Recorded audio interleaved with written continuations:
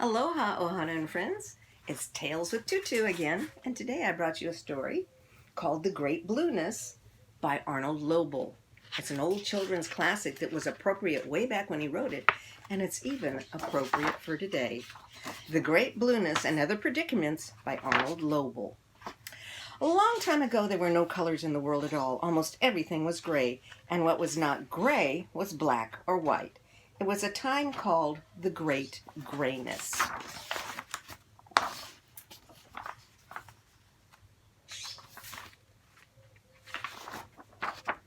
Every morning, the wizard who lived during the time of the Great Grayness would open his window and look out at the wide, wide land. Something's very wrong with this world. It's hard to tell when the rainy days stop and the sunny days begin because everything is so gray.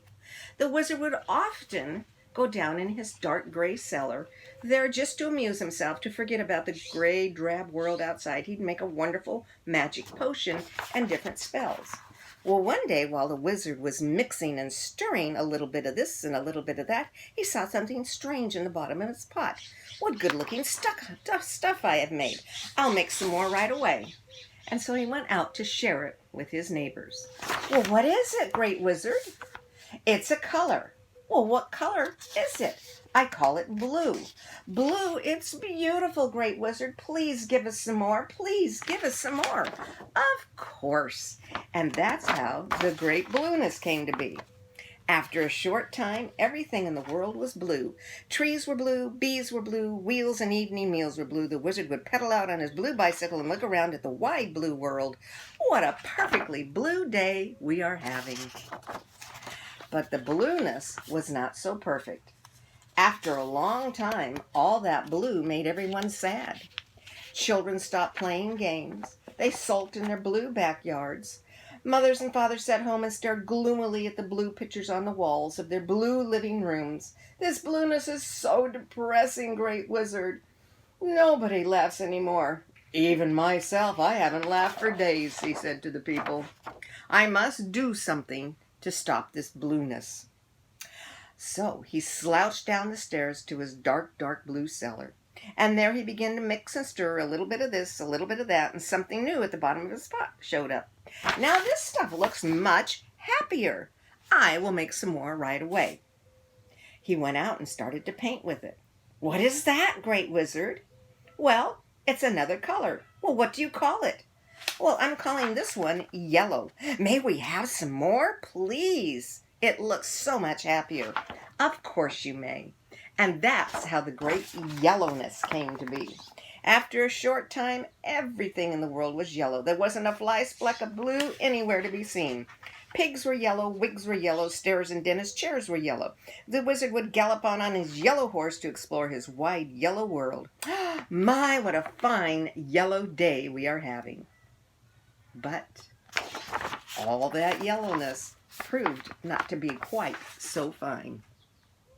After a long time, all that yellowness began to hurt everyone's eyes. People walked about bumping and thumping into each other. They were squinting. They couldn't see where they were going anymore. This yellowness is way too bright and blinding. The neighbors called to the wizard, you have to do something. You don't have to tell me about the great yellowness. Even I have a headache. And so the wizard stomped down to his dark yellow cellar. There he mixed a little bit of this and a little bit of that until he saw something quite different at the bottom of his pot. Well, now this stuff looks quite handsome. I think I shall make some more right away. And he took it up to share with his neighbors. Great wizard, what do you call that? It's a color. What color do you call it? Well, this one I call red. We'd like some of that too. Please give us much more red right away. And so to please everybody, he made everything red. And that is how the great redness came to be. After a short time, everything in the world was red. Mountains were red, fountains were red, Limburger cheese and afternoon teas were red. The wizard would sail out on his red boat and see what the wide red world looked like. What a glorious, happy day we are having. But the redness was not so glorious or happy after all. After a long time, all that red put everyone in a very bad temper. Children spent their days fighting and punching each other, while mothers and fathers argued loudly. A furious crowd of neighbors marched over to the wizard house, pounded on his door. "Wizard, this redness is all your fault. It's terrible out here." They threw stones at the wizard, who jumped up and down, and he was gnashing his teeth himself because he was in such a terrible, terrible temper. So the wizard stormed down into this dark, dark red cellar once again, and he mixed and stirred for many days. He used all the magic that he could think of to find a new color, but all he could make was more blue, more yellow, and more red. The wizard worked and worked until all his pots were filled clear to the very tippy top.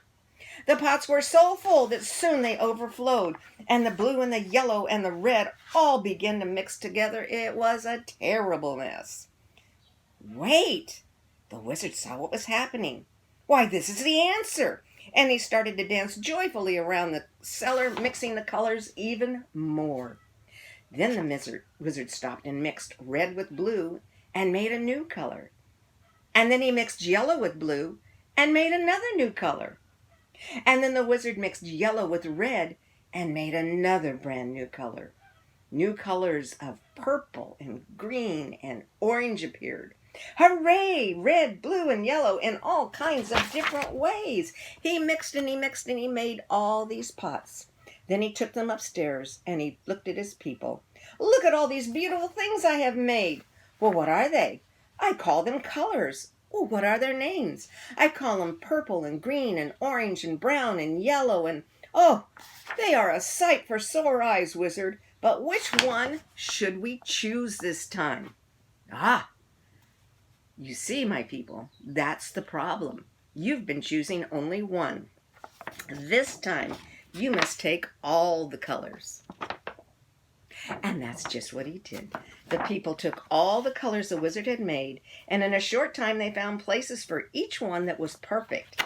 And after a long, long time, the wizard opened his window. He would look out and say, "What a perfectly glorious and fine, colorful day we were having." The neighbors brought wizard gifts of red apples, green apples, yellow bananas, purple grapes, blue flowers, and at last the world was too beautiful to ever be changed again. The Great Blueness by Arnold Lobel.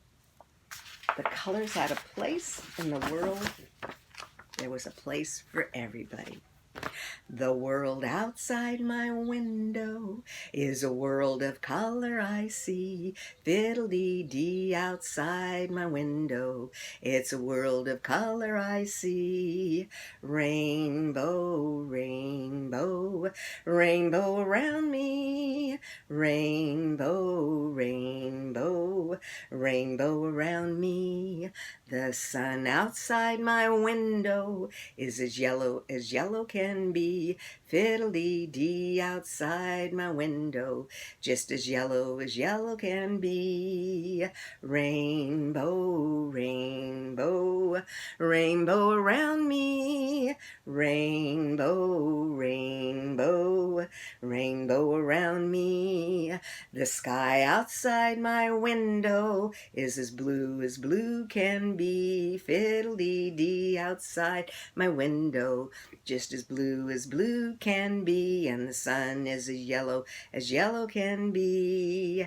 Rainbow, rainbow, rainbow around me. Rainbow, rainbow, rainbow around me.